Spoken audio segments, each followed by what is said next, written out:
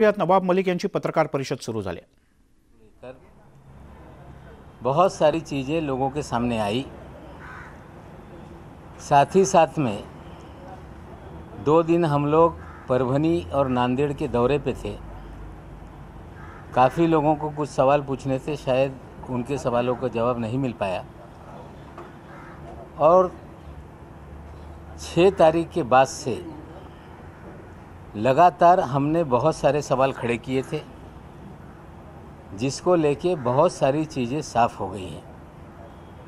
मैं स्पष्ट कर दूं कि हमारी लड़ाई एनसीबी जैसी संस्था से नहीं है।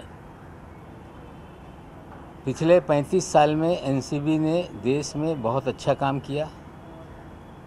जोनल यूनिट महाराष्ट्र का मुंबई शहर में है, गोवा का उसका जोन है। कभी भी इस संस्था पे कोई सवाल किसी ने खड़े नहीं किए। लेकिन एक व्यक्ति जो फर्जीवाड़ा करके सरकारी नौकरी में जगह हासिल करता है, और जब चीज़ें मैं सामने लाता हूं तो कहा जाता है कि नवाब मलिक किसी अधिकारी के निजी जीवन के बारे में सार्वजनिक चीज़ें कर रहा है। ये भी कहा जा रहा है कि पति पत्नी, बाप बहन, इन सभी लोगों को बीच में घसीटा जा रहा है। हमने कोई ऐसी चीज़ अभद्र तरीके से किसी के बारे में नहीं की। जो कल हमने एक बर्थ सर्टिफिकेट ट्विटर पे शेयर किया था, उसको लेके काफ़ी चीज़ें सामने आई। मैं कोई हिंदू मुसलमान को लेकर ये मुद्दा आगे नहीं ला रहा था।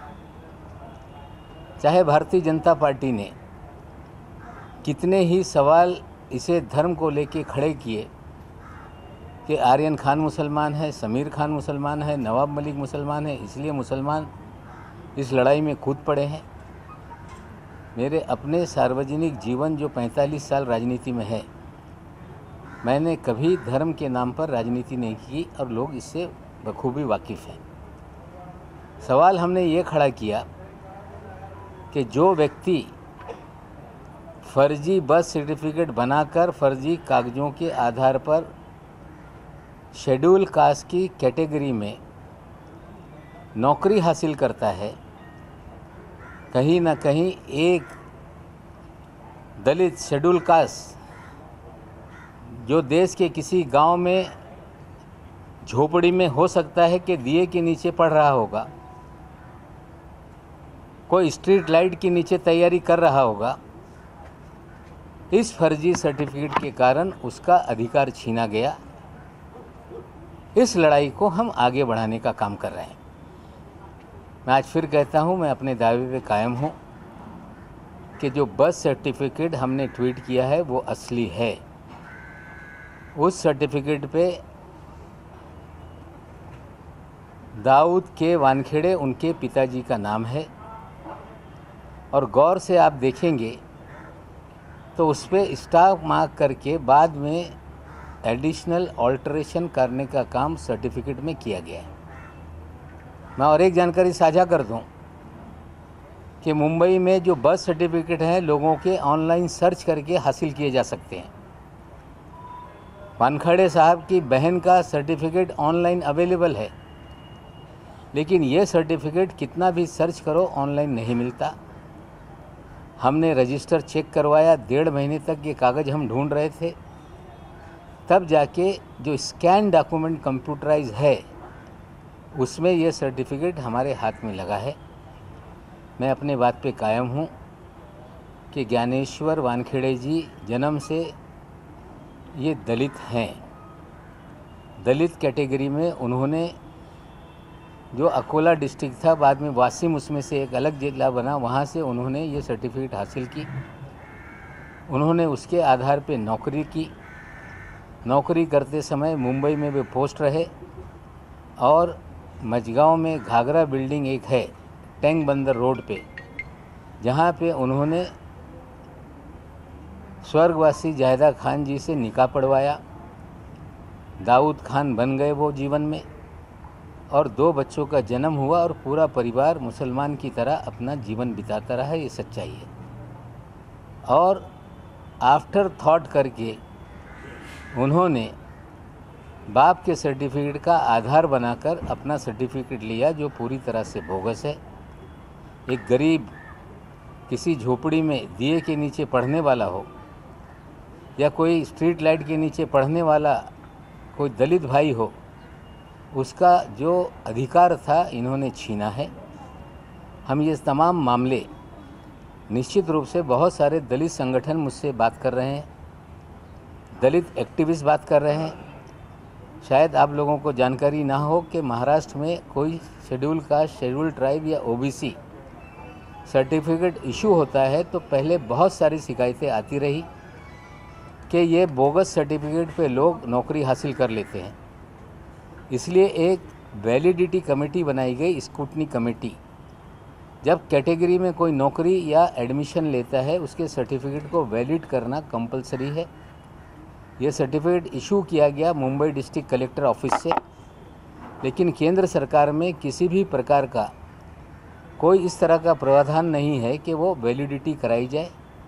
सिर्फ कलेक्टर से जानकारी हासिल की जाती है और कलेक्टर से जानकारी हासिल करके सर्टिफिकेट इशू हुआ, इतने पे वो नौकरी कायम हो जाती है।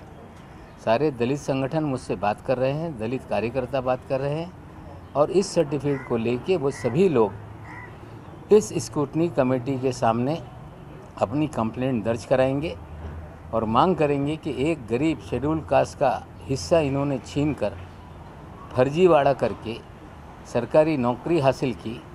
और उस कानून में जब ये सिद्ध हो जाता है कि ये सर्टिफिकेट बोगस है तो वो सर्टिफिकेट के आधार पे आदेश पारित होता है कि सर्टिफिकेट के आधार पे जो भी फ़ायदा लिया गया वो पूरी तरह से विड्रॉ किया जाए।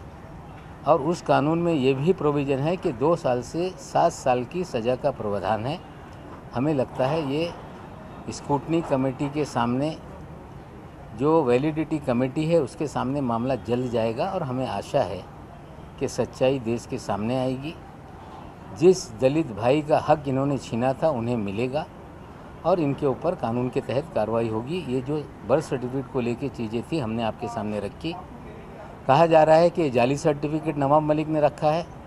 अगर ये जाली है तो असली कौन सा है, ये उनके परिवार के लोग या स्वयं वो असली सर्टिफिकेट लाएं। उनके पिताश्री अपना जो कास्ट सर्टिफिकेट है वो लोगों के सामने रख रहे हैं। वानखेड़े साहब को मैं कहना चाहता हूं कि समीर वानखेड़े का कास्ट सर्टिफिकेट लोगों के सामने रिवील करें। आप नहीं करोगे तो सरकारी दस्तावेज कोई कितना भी नष्ट करने का काम करे, कहीं ना कहीं वो चीज़ें होती हैं। जिस तरह के बर्थ सर्टिफिकेट हमने निकाले, सारे दस्तावेज हमारे लोग निकाल रहे हैं और जल्द ही ये मामला जो वैलिडिटी कमेटी है उसके सामने जाएगा। जहाँ तक सवाल है कि आज हमने अपने ट्विटर पे एक खत जो मुझे प्राप्त हुआ है, वो खत किसी एनसीबी के दफ्तर के एक अधिकारी ने अपना नाम गुप्त रखने की शर्त पे वो खत मुझे भेजा है। उस खत को मुझे मिले हुए 2 दिन हो गए। जब मैं जा रहा था परभनी के लिए उसी दिन खत हमें प्राप्त हुआ था। उस खत की प्रति महाराष्ट्र के मुख्यमंत्री जी को भी दी गई है, उन लोगों की तरफ से गृह मंत्री जी को भी दी गई है, महाराष्ट्र के डीजी को दी गई है और अन्य कांग्रेस के अध्यक्षा और पूर्व अध्यक्ष को भी मांग है वो खत। मैं एक जिम्मेदार नागरिक के नाते मेरा दायित्व बनता है कि ये खत जो एनसीबी ने विजिलेंस कमेटी के जरिए जांच शुरू की है, हम इस खत को डीजी एनसीबी को भेजेंगे, रिक्वेस्ट करेंगे कि इस जांच में इस खत में जो तथ्य लिखे गए हैं 26 केसेस का उसमें जिक्र किया गया है, उस जांच में भी इसको शामिल करें। ये हम अपनी मांग उनके सामने रखेंगे और बहुत सारी चीज़ें हैं। अगर किसी को कोई सवाल पूछना है तो निश्चित रूप से पूछ सकते हैं। सर 2 चीज सर्टिफिकेट को लेके सर उसमें क्या बताया गया? नहीं, उसमें किस तरह से दफ्तर में कुछ विशेष अधिकारियों का गिरोह बना हुआ है, फर्जी मामले में लोगों को फंसाया जाता है, पैसे वसूल किए जाते हैं, जो ईमानदार अफसर है उन्हें दरकिनार किया जाता है। और कहीं ना कहीं ये पूरी जानकारी उस लेटर में जो दी गई है 26 मामलों की, हमें लगता है जांच होगी तो निश्चित रूप से और भी बहुत चीज़ों का खुलासा होगा। सर आपने सर सर्टिफिकेट को लेकर स्पेसिफिक जानना चाहेंगे सर, कानून में क्या प्रावधान है आप सर? जो लेटर आपको प्राप्त हुआ है, क्या इसकी जांच महाराष्ट्र सरकार ने करनी चाहिए, अरे पुलिस विभाग ने या एनसीबी ने? देखिए, ये एनसीबी के अंतर्गत जो गलत चीज़ें हैं वो ये मामला है। विजिलेंस की जांच शुरू हो गई। जिस तरह से पिछले कई दिनों से आरोप लगते रहे, हम स्वागत करते हैं कि कम से कम एनसीबी ने अपनी साख को कायम रखने के लिए एक जांच बिठाने का काम किया है। और निश्चित रूप से जब जांच चल रही है तो जो दस्तावेज सामने आए हैं, हम विनती कर रहे हैं कि इस चीज़ों की भी जांच हो। हमें लगता है कि एजेंसी कोई गलत नहीं होती। एक गंदी मछली पूरे तालाब को गंदा कर देती है। अगर उस मछली को पकड़ा जाए, उसकी जांच हो तो तालाब पाक हो जाएगा। हमें लगता है वो शुरुआत हुई है। कम से कम जो एजेंसी है उस पर जो सवाल उठ रहे थे, इस जांच से वो साफ होंगे। सर, लेकिन उसका पत्र का कंटेंट अगर उसके बारे में आप थोड़ा सा बताएं, क्योंकि काफ़ी कुछ पत्रों को पढ़ने के बाद ये चीज़ें 26 मामले हैं, अलग अलग केसेस हैं, जिसमें किस तरह से एक निगरों को फंसाया गया है, किस तरह से किसको फंसाया गया है, फिल्म वाले मामले को भी चीज़ें उसमें रखी गई है। हमें लगता है ये सारा पत्र आप पढ़ लेंगे तो 26 मामलों का उसमें जो केसेस है उसका जिक्र है और सारी चीज़ें उसमें है। आप पढ़ के देख सकते हैं। मैंने ट्विटर हैंडल पे डाल दिया है और आप लोगों को भी मैं शेयर कर दूंगा। सर, उसमें राकेश अस्थाना जी का नाम का जिक्र जो है वो सामने निकल कर आ रहा है। गृह मंत्री अमित शाह जी का नाम उसमें लिखा गया है। उसमें क्या कुछ कहा गया, अगर आप विस्तार में थोड़ा सा बता देखिए, ऐसा है, किसका क्या नाम लिखा है, मुझे किसी पे ये आरोप ये नहीं करना है कि भाई इनका हाथ है या उनका हाथ है। जो पत्र में लिखा गया है, हम चाहते हैं कि विजिलेंस के जरिए जो जांच हो रही है उस जांच का हिस्सा ये पत्र भी बने और इन सारी चीज़ों की भी जांच हो। सर इसमें वसूली का भी कोई जिक्र है कि कितनी वसूली हुई है, क्या वसूली? नहीं, देखिए, मैं पहले दिन से कह रहा हूँ वसूली हुई है। मैंने ये भी कहा था कि मालदीव में वसूली हुई है। जब हमने मालदीव में वसूली की बात कही तो वानखेड़े साहब कहने लगे मैं दुबई नहीं गया। हमने मालदीव और दुबई दोनों का जिक्र किया था उनकी बहन के ट्विटर जो इंस्टाग्राम हैंडल है उस पे से, लेकिन वे मालदीव गए थे। मालदीव में वसूली हुई, शहर में भी वसूली हुई और मुझे लगता है सारी वसूली लगभग 1000 करोड़ के ऊपर की वसूली का मामला है। जांच हो रही है, चीज़ें सामने आएगी। सर, आपने सर्टिफिकेट का जिक्र किया था, दो चीज़ आप प्लीज स्पेसिफिक कर पाए। एक तो कानून का प्रावधान क्या है कि कोई धर्म बदलता है तो उसका कास्ट चला जाता है। सेकंड, इनके पिता ने कौन से वर्ष में निकाह करने के बाद अपना धर्म परिवर्तन किया था, उसके बाद का सीक्वेंस अगर आप बता पाए। देखिए, ऐसा है कि 26 जनवरी 1950 के दिन देश का संविधान देश को सुपुर्द करने के बाद डॉक्टर बाबा साहब अम्बेडकर ने एक वाक्य कहा था, वर्ण व्यवस्था से पीड़ित होके, कि मैं हिंदू धर्म में पैदा तो हुआ हूँ लेकिन हिंदू धर्म में नहीं मरूंगा। उसके बाद लोगों को लगा कि डॉक्टर अम्बेडकर बाबा साहब ये धर्म परिवर्तन करने वाले हैं।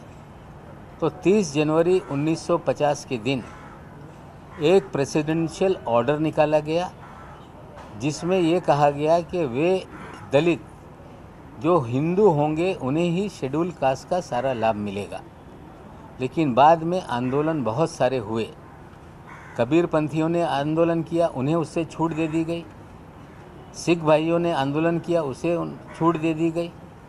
और उसके बाद 1991 में वीपी सिंह जी के आने के बाद जो नव बौद्ध हैं, जो हिंदू महार अपनी जाति लिखते थे, निर्णय लेके नव बुद्धों को भी उसमें से छूट दी गई है। लेकिन आज भी देश में क्रिश्चियन और मुस्लिम अगर कोई कन्वर्ट करता है तो उसकी जाति समाप्त हो जाती है। ये देश के कानून में प्रावधान है। जहाँ तक आपने वानखेड़े साहब के बारे में, पिताजी के बारे में पूछा, ये 75 में मुंबई में पोस्ट हुए। पहली बिटिया का उनका जन्म 78 में हुआ है। इसका मतलब है ये शादी 76-77 के दरमियान कभी हुई है। वो निकाह नामे की भी खोज हम लोग कर रहे हैं और चीज़ें सामने आएगी। पिताजी का भी जो बेनिफिट है वो भी गलत तरीके से लिया गया आज तक, उनकी भी कंप्लेंट होगी। आज तक जितनी सैलरी उन्होंने ली है वो भी उन्हें वापस करना पड़ेगा, जो पेंशन है वो भी बंद होगी। तो सिर्फ एक मामला नहीं है, हमें लगता है कंप्लेंट दो होगी। जो खत आपको मिला है, क्या आपको इसकी पुष्टि किसी ने पुष्टि की कि एग्जीक्यूटिव की तरफ से ही आया है? देखिए, ऐसा है कि जो चीज़ें लिखी गई उसमें कुछ घटनाक्रम ऐसी है कि शहर के बहुत सारे लोग 6 तारीख के बाद मुझे आकर मिल रहे हैं। जो अलग अलग चीज़ लोग आके बता रहे हैं, जिन लोगों का इस्तेमाल किया गया है।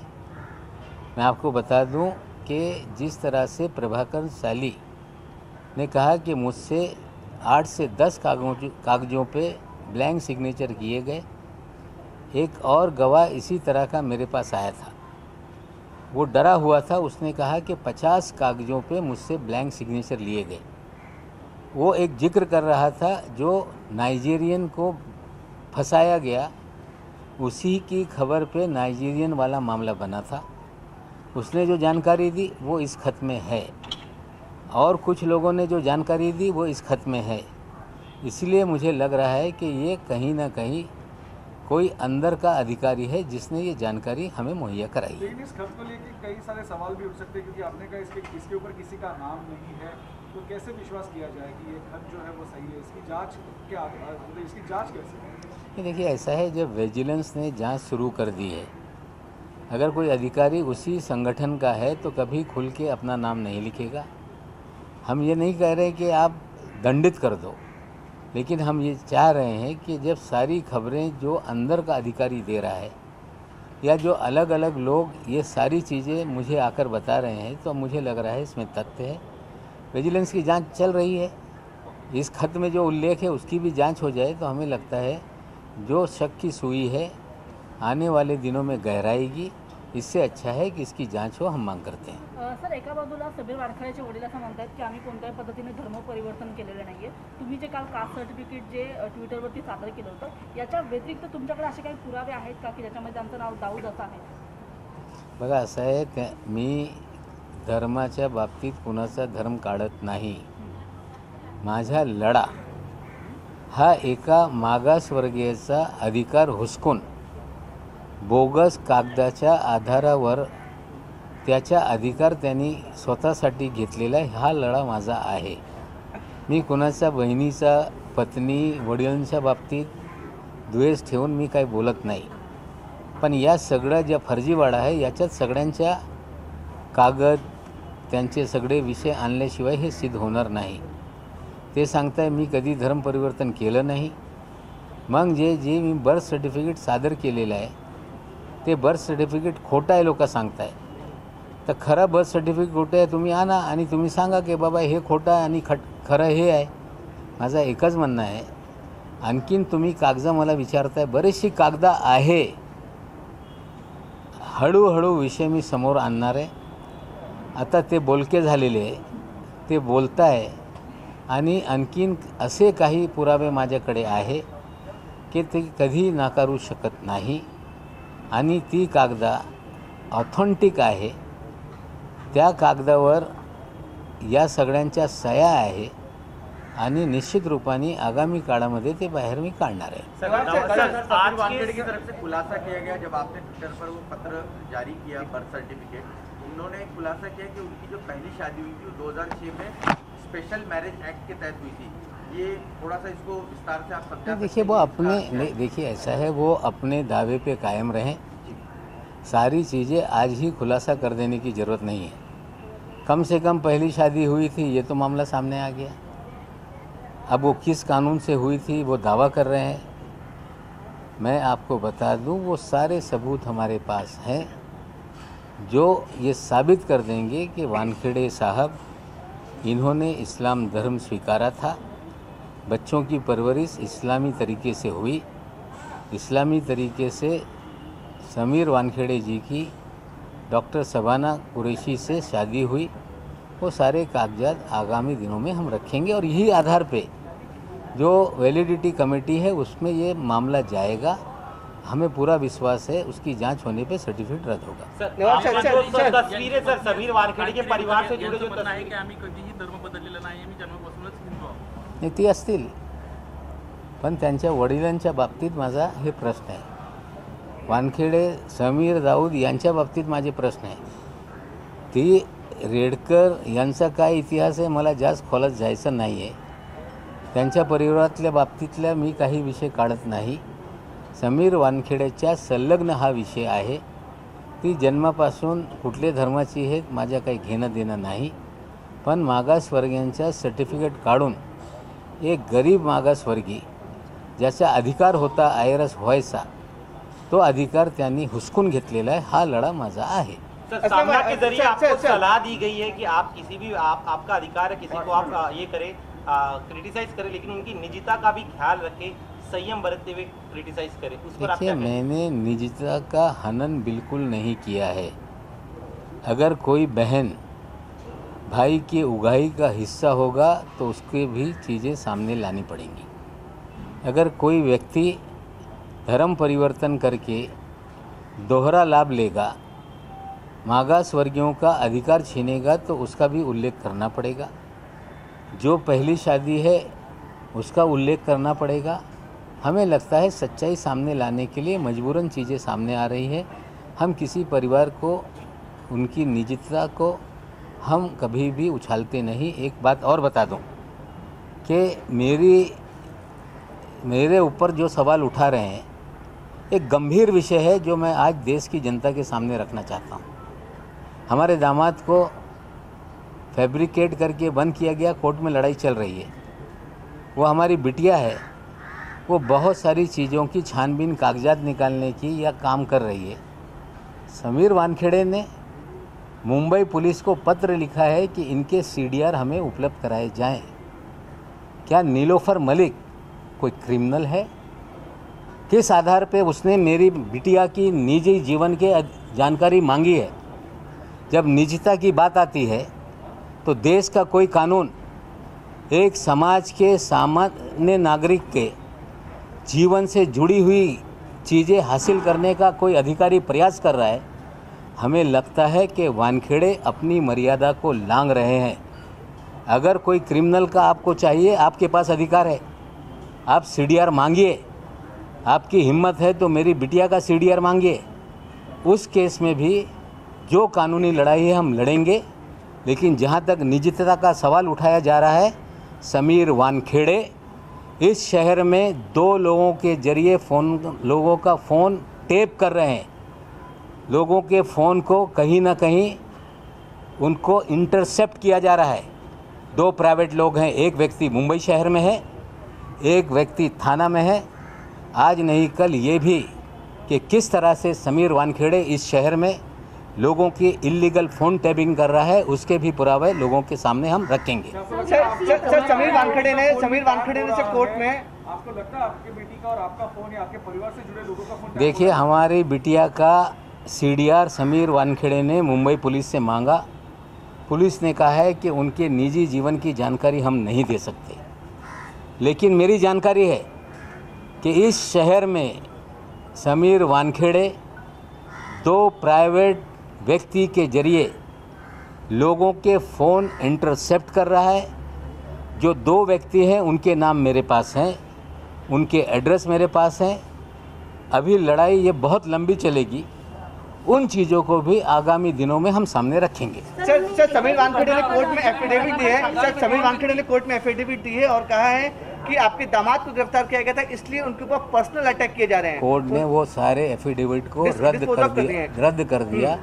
कल एक घटना में आपको बता दूं, बहुत हंसने वाली बात है. एक उनका PP है शायद, सेठिया या इस तरह का, क्या नाम है, सेठना नाम के एक PP हैं. एक मामले में वो बहस करते हुए उन्होंने कहा मी Lord the case of Nawab Malik, और वो उस केस को मेरे नाम से चलाने लगे. जज साहब हंसने लगे. हमें लगता है पूरे डिपार्टमेंट को क्या फोबिया हो गया नवाब मलिक का? इतना क्यों डर रहे हैं लोग? बाद में जज साहब ने कहा ये बातें गलत है, ये आप रिकॉर्ड पे मत लाइए. नवाब मलिक के नाम का भूत किसके सर पे बैठ रहा है, क्यों बैठ रहा है? चीज़ें धीरे धीरे बहुत सारी हम उजागर करेंगे. हमारी लड़ाई NCB से नहीं है. एक व्यक्ति जिसने इस संस्था का इस्तेमाल करके हजारों करोड़ रुपए की वसूली की, पूरी तरह से नाजायज़ लोगों को फंसाया। और जब मैं मंत्री होते हुए हमारे लोगों को इस तरह से हो सकती है तो आम आदमी के साथ क्या हुआ होगा, इसके कारण ये सारी चीज़ें 8.5 महीने से हम खोज रहे हैं और बहुत सारी चीज़ें सामने आई। मेरी लड़ाई अन्याय के खिलाफ है। सर, समीर वानखेड़े के पिता ने ये भी कहा है कि नवाब मलिक ने जो दस्तावेज दिए वो फर्जी हैं और आपके ऊपर लीगल कार्रवाई करेंगे। बिल्कुल स्वागत है, कल जाइए क्रिमिनल डिफेमेशन का सूट फाइल कीजिए अंडर सेक्शन 499 500 IPC। उनको अधिकार है, अंधेरी कोर्ट में ले जाके कर दें या कुर्ला कोर्ट में फाइल कर दें, मुझे आरोपी बनाए और मैं वहाँ कोर्ट में जाऊँगा, जमानत लेनी पड़ेगी लूँगा, लेकिन कोर्ट में अपना मामला लड़ के इनका फर्जीवाड़ा उसी कोर्ट में मैं एक्सपोज करूँगा। I challenge mister Dawood Wankhede, please file a complaint against me under section 499 and 500। Your daughter is there, she is a learned advocate, she had also said कि हम डिफेमेशन फाइल करेंगे। सेक्शन बता दें 499 500 के तहत आप जाकर मजिस्ट्रेट कोर्ट में क्रिमिनल डिफेमेशन का मामला दर्ज करा सकते हैं। 100 करोड़ 200 करोड़ की बात ना करें, 10% उसमें स्टैम्प ड्यूटी भरनी पड़ती है।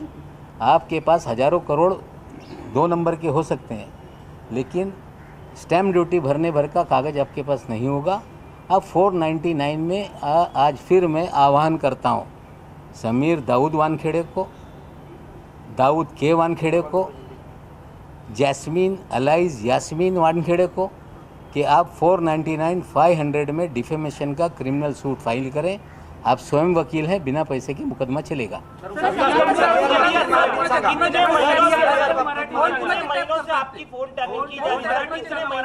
अभी तो जब टैबिंग का मामला निकलेगा तो किसका किसका टैब हुआ है मामला सामने आएगा। समीर दाऊद वानखेड़े इल्लीगल टैबिंग, मुंबई शहर का एक व्यक्ति, थाने शहर का एक व्यक्ति, उनके जरिए इस शहर के, इस राज्य के बड़े बड़े, चाहे वो अभिनेता हो सकते हैं, नेता हो सकते हैं, उद्योजक हो सकते हैं, सबका फ़ोन इंटरसेप्ट कराते हैं। उसकी जानकारी है और इसकी कंप्लेंट आगामी दिनों में हम कमिश्नर को करेंगे। आज काही लोक सांगताय की नवाब मलिक माझ्या निजी जीवनात जात आहे, काही लोक त्याच्यावर चर्चा करत आहे, पण मी निजी जीवनात कुणाचं जात नाही। पण हे बोगस फर्जीवाडा सर्टिफिकेटच्या बाबतीत सर्वांच्या माहिती दिल्याशिवाय हे इस्टॅब्लिश होणार नाही। पण हे जे एक निजीतेचा प्रश्न लोक उपस्थित करत आहे प्रायव्हेट लाईफच्या, मी आपल्याला माहिती देऊ इच्छितो। समीर वानखेडेंनी मुंबई पोलिसला पत्र दिला होता की नवाब मलिक यांची कन्या नीलोफर मलिक यांचे कॉल डिटेल रेकॉर्ड मला हवे। निश्चित रूपाने ती कुठलीही क्रिमिनल नाही, त्याच्या जीवनात तो कुणाशी बोलते, काय कुणाशी त्याचे संबंध हे माहिती काढण्याचे अधिकार कुणाचे नाही। तरी ज्या पद्धतीने बेकायदेशीर हे धंदे ते करताय, माझा इतकंच म्हणणं आहे मर्यादित अधिकाऱ्यांनी राहिले पाहिजे। आणि हे जे उद्योग त्यांनी सुरू केलेला आहे, मी आधीपासून बोलतोय की हे व्यक्ती फर्जीवाडा आहे।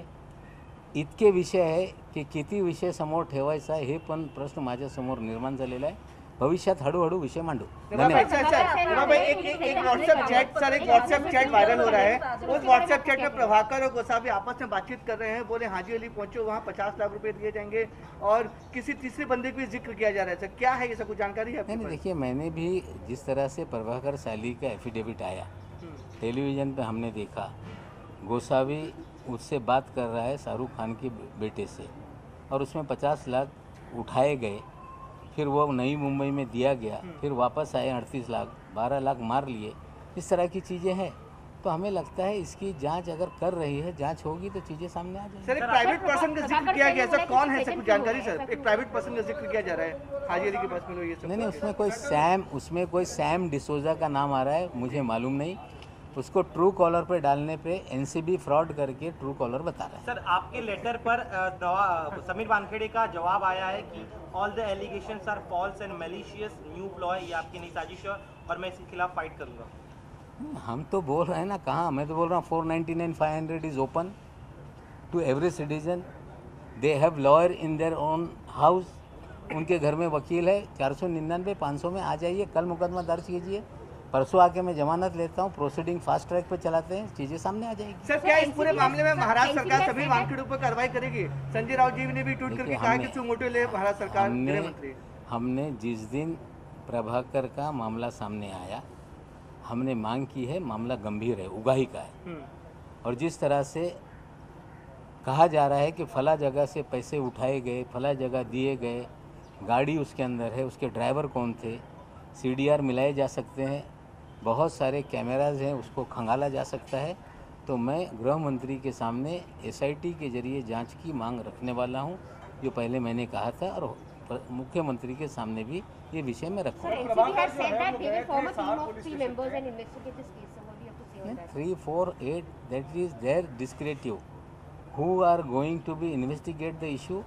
Their prerogative is there. They can do anything. कल प्रभाकर साहब पुलिस स्टेशन में गए थे, उन्होंने अपनी कंप्लेंट तो सबमिट की है, लेकिन उस कंप्लेंट पे अभी तक ना FIR दर्ज हुआ, ना ऑफिशियल कंप्लेंट पुलिस ने एक्सेप्ट की। देखिए, मैं अभी तक मिला नहीं हूँ गृह मंत्री महोदय से, ना मुख्यमंत्री से। मैं अपनी मांग पे कायम हूँ कि ये जो उगाही का मामला है, जिसमें प्रभाकर बयान दे रहा है गोसावी ने पैसे लिए, कोई सैम डिसोजा नाम का व्यक्ति है जिसका उल्लेख हो रहा है, इसकी जांच हो कि उगाही कैसे हुई, कौन कर रहे थे, किसको पहुंचा रहे थे। हमें लगता है उगाही का मामला, कोई सेंट्रल एजेंसी की हम जांच की बात नहीं कर रहे हैं, जो उगाही का मामला है, जो प्राइवेट लोगों ने बात की, प्राइवेट लोगों ने पैसे उठाए, प्राइवेट लोगों ने पैसे लौटाए, तो इसमें कोई हम NCB की जांच की बात नहीं कर रहे हैं। जो वसूली हो रही थी उसकी जांच हो, उसके लिए राज्य सरकार को कोई अड़चन नहीं है।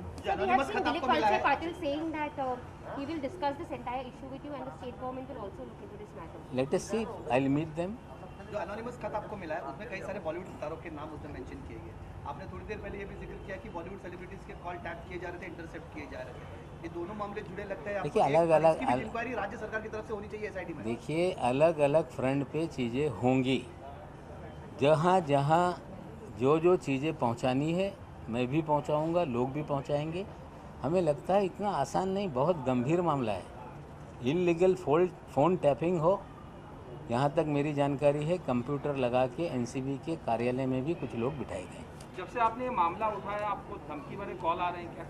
नहीं, मुझे धमकियाँ आई, मैंने कोई फ़ोन, मेरे जो नंबर है हमने बंद रखा है, कुछ अलग नंबर पे बातें मेरी होती हैं जो WhatsApp पे और फेस टाइम पे हैं, लेकिन जो धमकी के कॉल आए वो कार्यालय में आए हैं। वो सारे टेलीफोन जो पुलिस का, मंत्री के कार्यालय में जो ऑपरेटर होता है वो पुलिस का एक सिपाही होता है, जो भी चीज़ें उसको मिलती है वो रिकॉर्ड करके अपने जो उनका डिपार्टमेंट है उसको भेजता है। मुझे भी जानकारी उसने दी है, वो भी खत के द्वारा हमने गृह मंत्री को दिया है। आपने अभी कहा कि NCB के कार्यालय में कंप्यूटर लगा के, क्या एग्जैक्ट मतलब? नहीं, ऐसा है कि कुछ लोग अंदर के मुझे बता रहे हैं कि NCB के कार्यालय में भी कंप्यूटर लगा के वहाँ से भी कुछ हैकिंग का काम चल रहा है। Sir, Prabhakar Sen has said that he felt threatened, which is why he came in front of the Mumbai police. Sir, आपका उस पर क्या कहना है? देखिए, कल मैंने एक बात कही थी, शायद आप लोगों ने गौर किया कि नहीं।